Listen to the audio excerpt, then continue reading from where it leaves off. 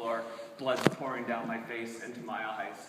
And I promise you, I wasn't thinking, you know, barriers are only in the mind. No, they're real. And they actually hurt.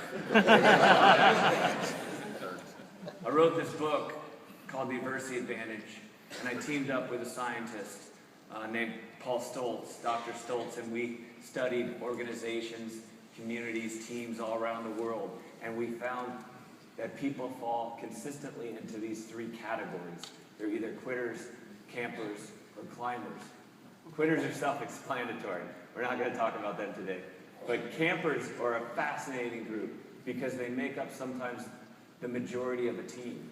They're people who start out climbing the mountain, and maybe they reach a certain degree of success. They say good enough, or maybe they lose belief in themselves, or they confront these catastrophic changes in their lives. They don't feel equipped to handle them. Or maybe they meet obstacles that are like brick walls in their path, and they get shoved to the sidelines. Personally, they stagnate. They start to camp out. And their life force, their energy is lost to the world. Climbers are a rare group.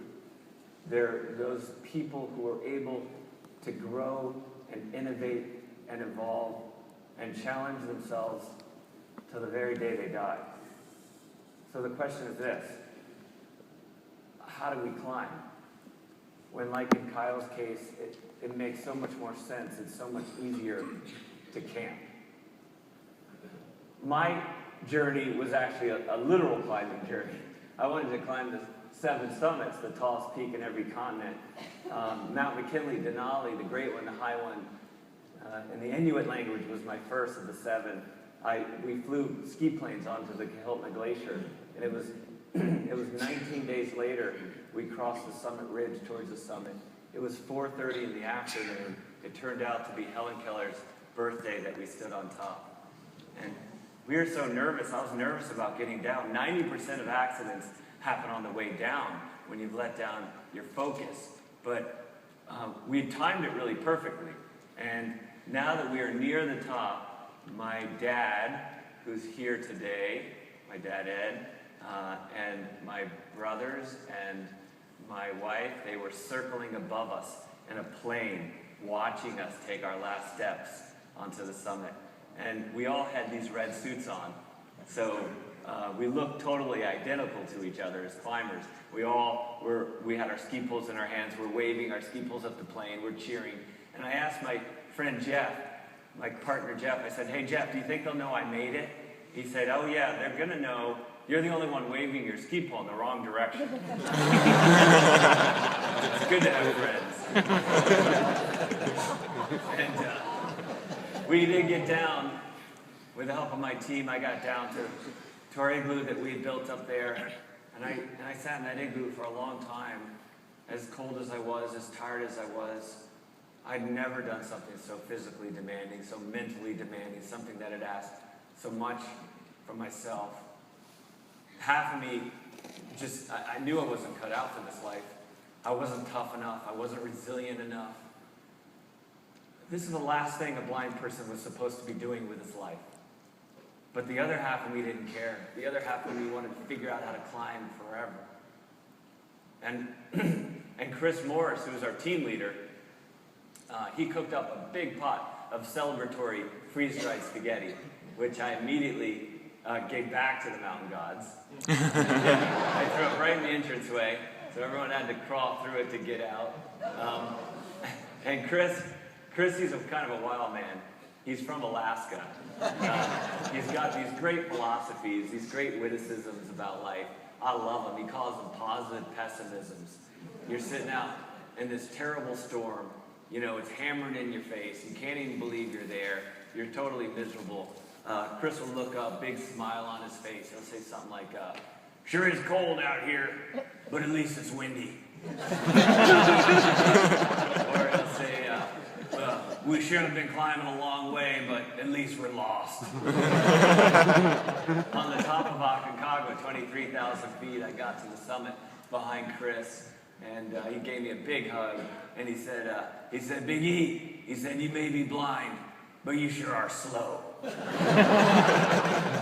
I wasn't expecting that. I was like, Chris, you know, you're not the nicest guy I've ever met, but at least you're stupid. But I love positive pessimism. I hope you steal them and use them, because they're such a great way to say, you know, it's a tough road ahead. It always is, but it doesn't own us. We own it. We own it. You know, back in the igloo, I said to Chris, I'm so sorry. I didn't mean to throw up in the entranceway of the igloo and ruin it. And he did something so nice. He slapped me on my back as hard as he could. He said, Big E, he said, anyone who stands on the top of North America, I'll crawl through his puke any day. And he did. He crawled right through. I was touched. And by the way, of course, you know, when you finally finish the 7 summits, where do you go? Climb with Mickey, and there's lots of attention, lots of media, Oprah, and Tonight Show, and you know, all that's great, you know, but I would say definitely the most interesting, or maybe I should just say the most bizarre interview was this one. You got to check this out. After the break, we're going to interview Eric Weihenmayer, who climbed the highest mountain in the world, Mount Everest. But he's gay. I mean, he's gay, excuse me, he's blind.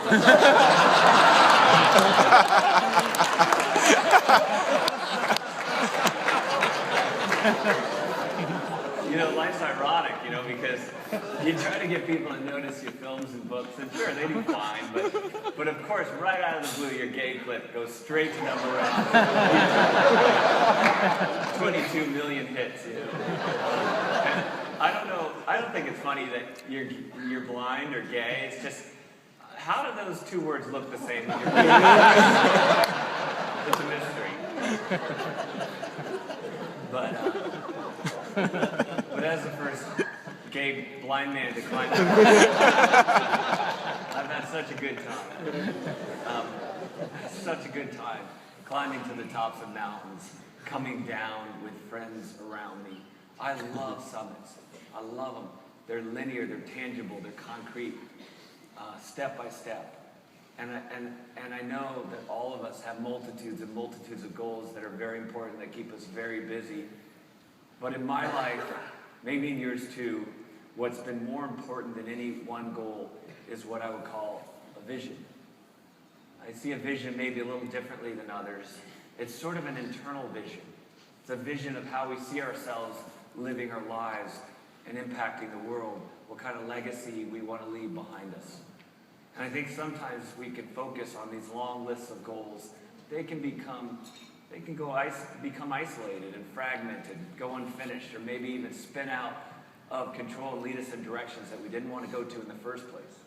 But I think we need to continually reconnect with that unifying vision that takes those goals and binds them together and gives them purpose and power. I think first has to come a vision. It's a manifestation of our values.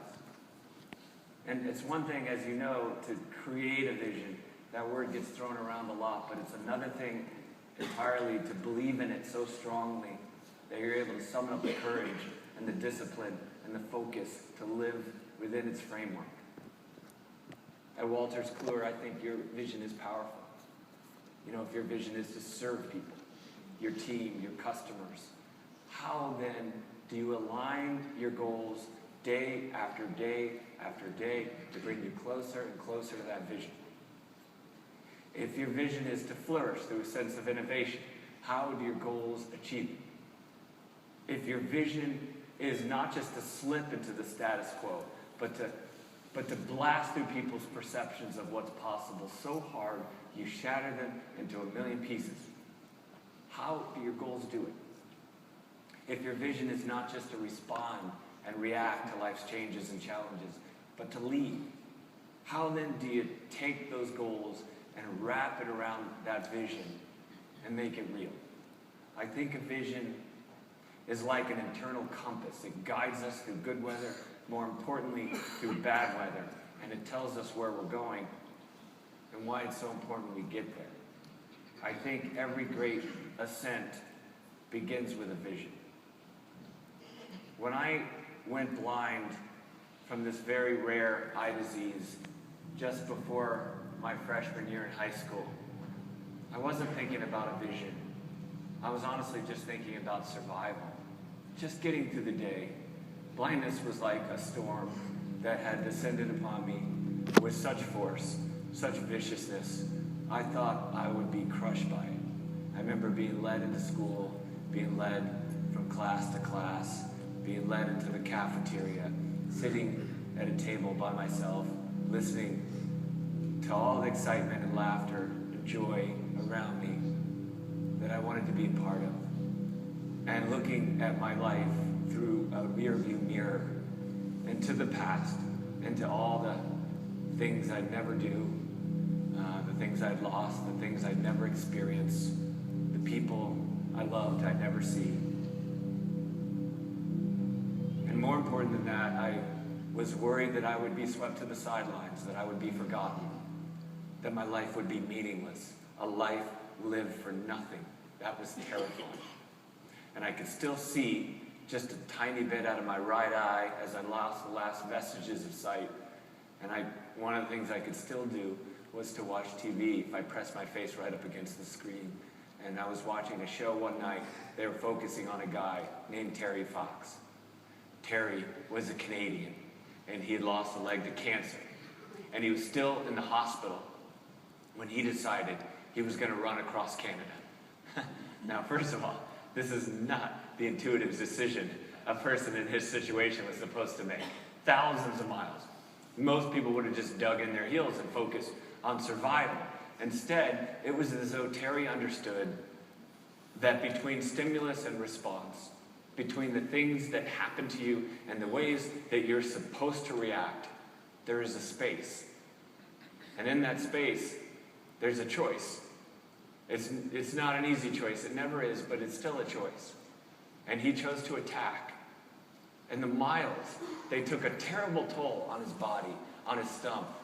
The look on his face was an absolute contradiction, full of exhaustion, yet at the same time, full of exaltation. And I thought to myself, there's something inside of us. At the time, I could only describe it as a light that seemed to be able to feed on frustration, on setbacks, to use those things as fuel. The greater the challenge, the brighter that light seemed to burn. And I hoped it existed in me, whether I could use it to make my life more focused and driven, to make my life more creative, to be able to turn into the storm of life and emerge on the other side, not just unscathed, not just damaged as little as possible, but actually stronger and better. And it was a few months after that I got this newsletter. It was in Braille. It was of a group taking blind kids rock climbing for the first time. I ran my hand up the wall of my room, and I thought, who would be crazy enough to take a blind kid rock climbing? So I signed up. I was tired of building walls around myself and protecting myself. I wanted to tear down those walls. Like Terry, I wanted to attack. And I found through trial and error that I could use my hands and my feet as my eyes. I could scan my hand across the face, and just before I was ready to lose strength in my forearms and fingers, and I had to fall, I'd find just enough, a little crack or a pocket to dig my fingers into to keep me stuck to the face a few seconds longer so I could do another pull-up and scan my other hand across the face. It was a long, tedious process, hanging and scanning and pulling up. I left a lot of blood, a lot of skin on the face that first time.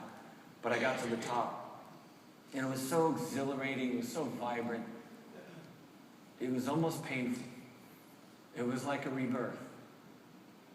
But I gotta say, as exciting and vibrant as it was also scary.